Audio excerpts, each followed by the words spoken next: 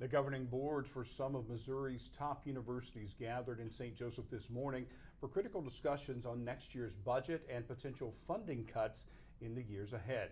News Press Now's Cameron Montemayor brings us the latest. St. Joseph's Country Club played host on Thursday to some of Missouri's top leaders and policymakers in higher education. The University of Missouri System Board of Curators unanimously approved a $5.3 billion budget for 2026.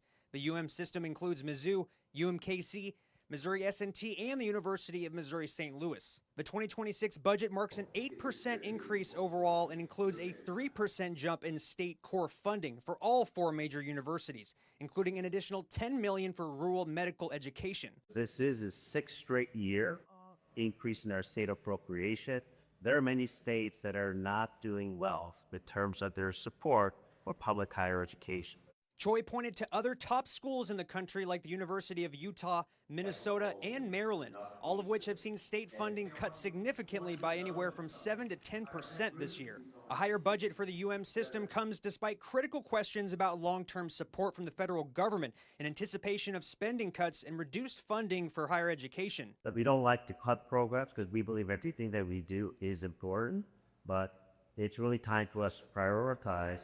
Choi said that's meant asking administrators, deans, and department chairs across the system to prioritize projects based on the impact on student success, research breakthroughs, and state engagement.